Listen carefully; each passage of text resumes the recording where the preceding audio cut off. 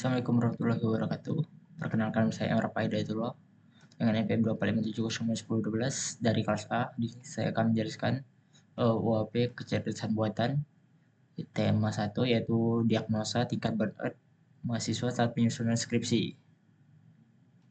Deskripsi sistem ini membantu dosen pembimbing atau konselor kampus dalam mendiagnosa tingkat burnout mahasiswa yang sedang menyusun skripsi menggunakan pendekatan fuzzy logic yang akan mengubah kondisi subjektif menjadi nilai terukur.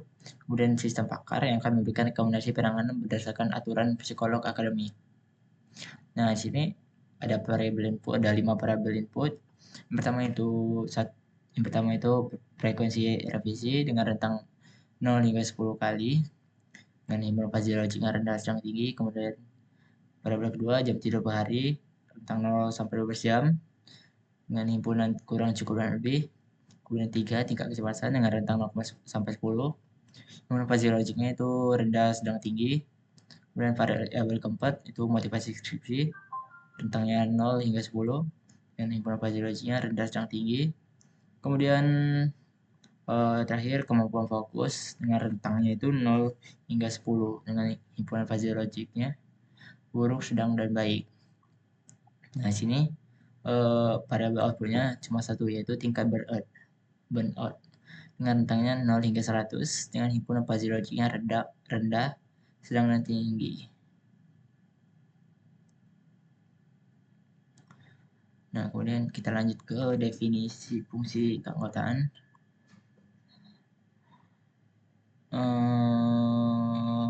Di sini dia akan mendefinisi keanggotaannya saja. Kita langsung ke definisi variabel input dan output.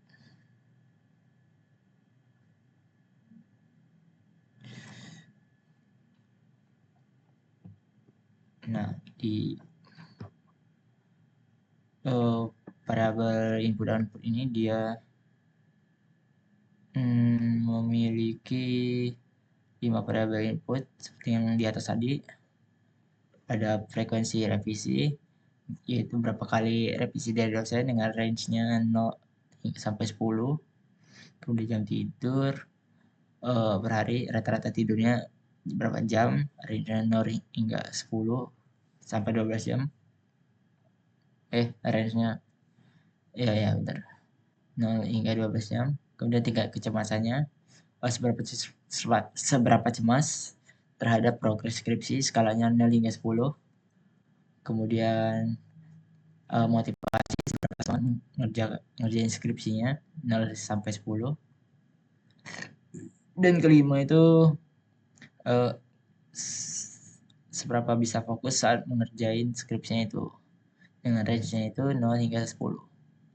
Kemudian untuk outputnya itu cuma satu, dia tingkat burnout nilainya 0 sampai 100 dengan 3 kategori rendah, sedang, dan tinggi. Kemudian kita lihat ke fungsi keanggotaan tadi. Nah, di sini tuh dia kita tunjukin ke grafiknya aja ya. Nah, ini grafik untuk frekuensi revisi. Nah, di sini saya memakai 2 jenis fungsi, yaitu trapesium buat rendah dan tinggi dan segitiga buat sedang. Nah, kenapa trapesium itu buat rendah? Karena revisinya itu 0 sampai 2. Itu masih dibilang rendah dengan nilai keanggotaan penuh itu 1. Mulai agak naik revisinya baru nilainya turun. Nah, garis hitam putih-putih ini adalah nilai yang kita masukin. Bisa kelihatan nilai kena berapa derajat. Sini. Keanggotaannya di tiap himpunan. Lanjut ke grafik output.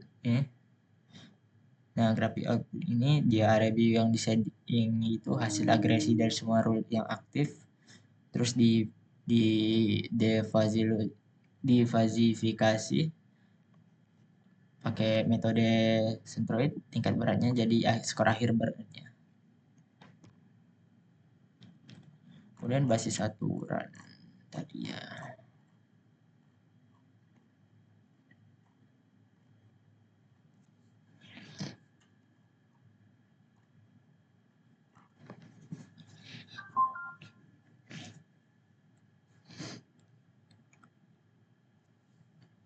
Nah, di basis aturan ini ada 25 aturan. Bentuknya kayak gini.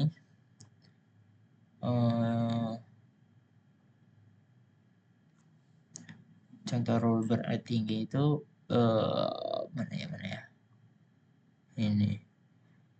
Nah, itu if frekuensi revisi tinggi dan kecemasan mana ya? Pokoknya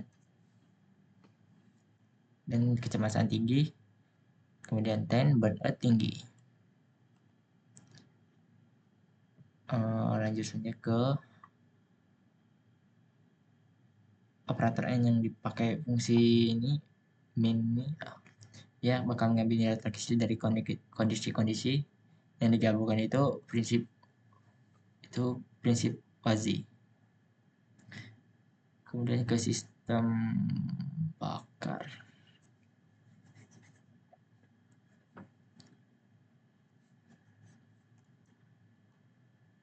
Nah, setelah dapat skor dari fuzzy, sistem bakar ini masuk.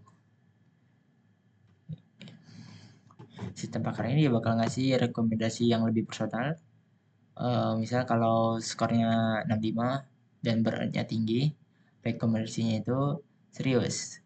Seperti segera konsultasi kondisi Anda dengan konselor kampus atau psikolog.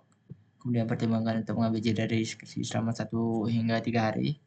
Kemudian diskusikan ulang timeline pekerjaan dengan dosen pembimbing.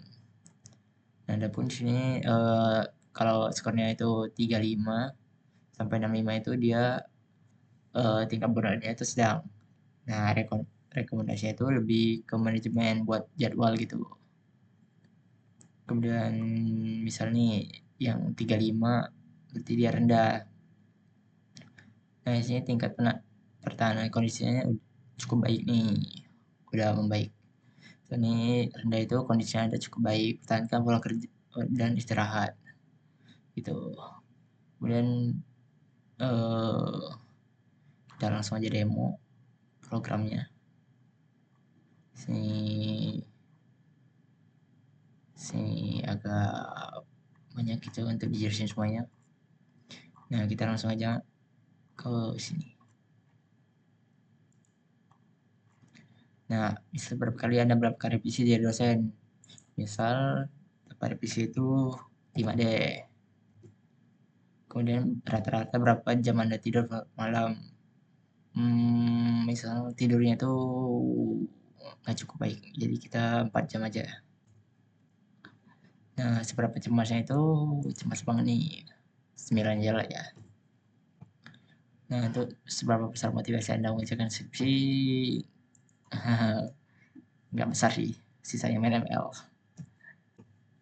Nah, seberapa baik kemampuan fokus Anda untuk mengerjakan skripsi, too bad, karena sibuk main ML. Oke, 4. Nah, hasilnya seperti ini.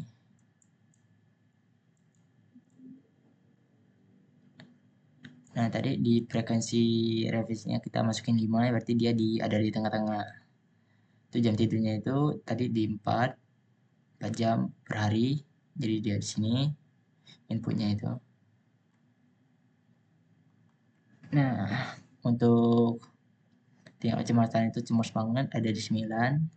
Untuk motivasi mengerjakan skripsinya ada di 6 karena nggak ada motivasi, kami sibuk main ML. Kemampuan fokusnya dia nggak fokus karena pas kerja skripsi itu sibuk main ML. Sibuk kira ML lah gitu, main ML sama teman. Kemudian untuk output tingkat beratnya itu ada di 62,14. Sedang lah ya. Nah, di sini adalah hasilnya itu.